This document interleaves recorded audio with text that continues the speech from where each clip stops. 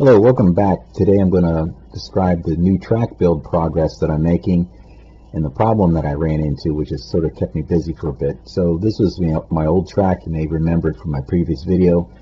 The room's a little cramped. The track is attached to the wall in the back, which means you can't walk all the way around it, and it's also permanently secured. And I realized that I need to be able to get to the floor joist above the track because one of the floor joists had some termites in it, so I needed to repair that damage. And the track was in the way, so it had to go. I got a bunch of plans for how I'm going to make some improvements to the entire room, make it more user-friendly. And this is my little cubby hole where I stash stuff.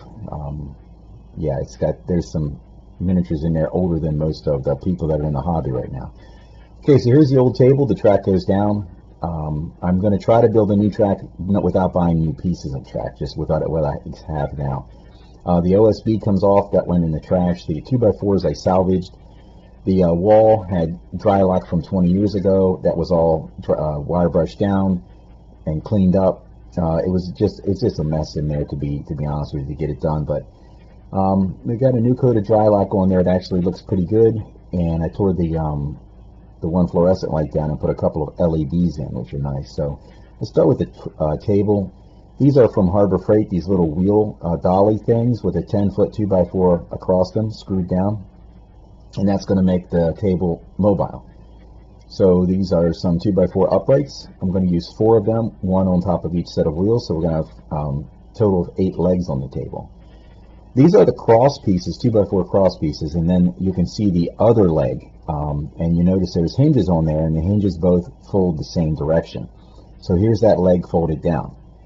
And I built 4 of these little assemblies. It's just a 6-foot 2x4 with a leg on. I think the legs are about 20 inches. I tried to make the table a little shorter this time. And here it is attached to the uprights on the wheels. So you can see the cross piece, 6-foot cross piece, and the leg folds down with the hinge. So let's see it in operation. Here we go. Folds up, and the legs fold away and folds down. That's with only 2 uprights attached so far. Here's with all of the uprights attached, all the cross pieces attached, and then the surrounding support put on.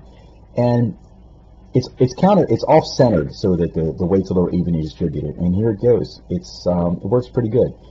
Got a little bit of wood on there with screws, and there's holes drilled in it so that it pivots. And you can see that the legs are now attached with that pivoting piece at the bottom, and up and down it goes. And it doesn't even weigh that much. I added this little edge on there to sort of lift the one side up. It's kind of a simple way of making a slightly banked curve. And it works pretty decent. You got about a 2-inch drop over 4 lanes, so you don't have perfectly flat curves. I don't like to have a completely flat track. That's just my preference. 3/8-inch plywood on top there. You can see originally I had 2 pockets, but I couldn't make them work, so I just changed it back to 1. And a pocket is where you attach the surface to the bottom of the 2x4 area instead of the top. And this is what it looks like. You have plywood for the majority of the track on top, and then you have pockets that drop down in, and that helps you to create, multi-level, so you can have some elevation changes and create an underpass. The bottom of the track is secured with 4 turnbuckles, 1 on each upright, and you can see that you can put the turnbuckle down and you can tighten it, and it really secures the track and makes it not wobbly at all. I added that extra little set of wheels just in case it might tip over and crush me someday. So it's very stable. It rolls really nice and easily. And here it is tucked away in the room, and now this room is got a lot of usable space because when the track's not in use, I can fold it up and slide it to the side. Found a shower curtain to put up that had like a little racing theme on it, and that just covers the furnace up. So the room actually looks pretty nice. I'm pretty psyched about moving forward with things. So let's get busy with the track build. And the track builds can be kind of messy. I go through a lot of plans on alternate racer, but I slowly started ironing things out, and I wanted the Roval. I wanted to be able to go road course and oval. And this is the pocket with the high bank curves and the overpass pieces combined to create like a little flowing area. I just like the elevation changes. It just adds an additional challenge, but this prevents using ghost cars, which is why I wanted to have the oval around the outside be perfectly flat. The oval is only radius 2 and 3 curves, no hills. So here's the layout. Notice that I had to put the pit lane on the outer layer because That way you can use the pit for either the roval or the outer oval, either one you want, road course or whatever. Because the track tips up, everything had to be secured down. I bought these clips. They're little picture hanging, mirror hanging clips, I think, and they came with screws. They're pretty nice. So here it is. That is the layout. And interestingly, the table is now 14 foot long instead of 16 foot. So it's a shorter table, but the track length is now 10 foot longer. Because I didn't use borders, I'm going to make custom borders. Borders take up way too much space. To go from road course to oval, I made these pieces up. These are Pro X lane changers. You pick them on eBay. I think I paid $10 for them. And I took the return mechanism out so that when I flip the lane change over, it stays there. So I can flip it and the cars will veer off to the right and enter the road course, or you can flip it and they'll stay straight and do the oval. You can find these little things. They're pallet supports at I got these at Home Depot, I think, out of the trash can. They come in cardboard, plastic, different strengths, different intensities. I got enough of them to go all the way around the track, and it's going to create a barrier to keep cars from falling out. This foam is 1/4 inch thick, and you can see that I'm putting a thin strip of foam all around the track. The reason being is that the homemade borders that I'm creating, I want them to be as flush with the track as possible.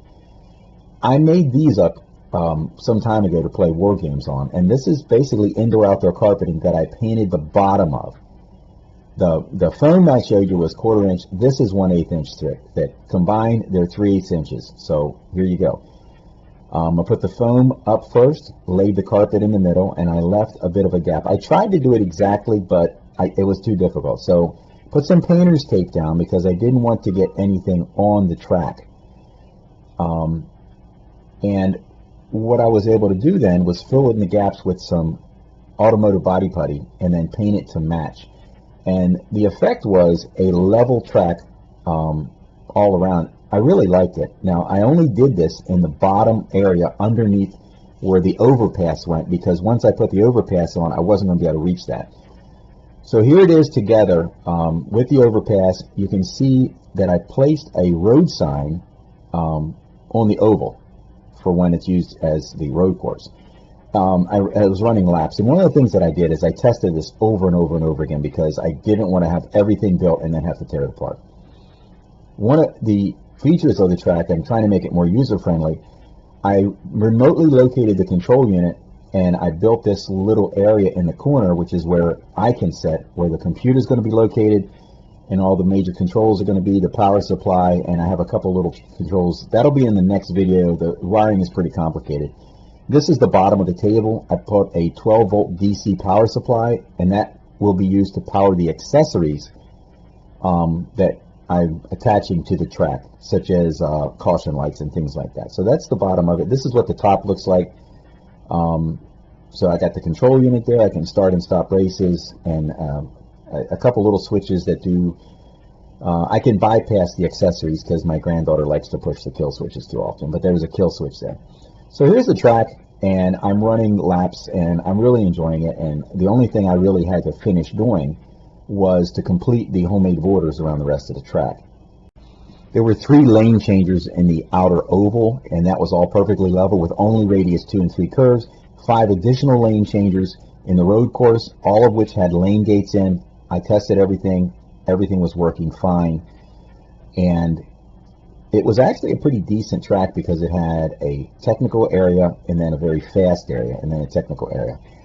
Comes in at about, I said about 86-foot average lane length. And I did not complete the custom piece that I need to do the oval, but I did take the sign off and ran the oval by jumping. So it does work. You can land the jump if you want to have a Duke Boys simulation. But I ran into a bit of a problem when I put a 124 scale car on the track to do some tests, and I tried to turn the voltage up.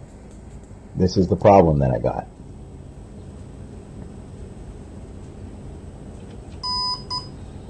As the voltage increased, I just started getting random beeping coming out of the control unit. Oddly enough, everything worked fine. And I wasn't showing any increased amperage draws. It would just beep like crazy. So something was amiss, and I started taking the track back apart, unscrewing everything, and looking for some kind of a short I bought some cheap wire from Amazon, and it kept like breaking little strands off. So I thought maybe there was a strand. Someone recommended or suggested that there might be a strand stuck in one of the lane changers. So I started tearing everything apart, and I really was hoping that it wasn't in the bottom of the pocket, because I had already painted that area and I had already done the body work down there, and I couldn't find it anywhere. I tore all that up. I chipped and scraped up all the body work, body putty, tore everything up, still could not find the problem. And it didn't make any sense to me, because I got to the point that there wasn't even anything connected. It was just one piece of track. But whenever I had the power taps connected, so I thought maybe one of my wires on the power tap had somehow gotten pinched when I had placed it up underneath the track. Maybe I drove a staple through it. Maybe there was a short. That wasn't the problem. The problem is that I had zip tied my remotely located lap counting sensors to the power taps.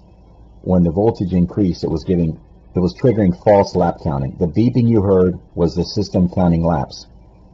And the only problem I needed to do was to separate those two groups of wires. So I could have just went underneath and snipped some wire ties. But live and learn. So I will do another video when the track is up and running and show you how it works. Okay, thanks for watching.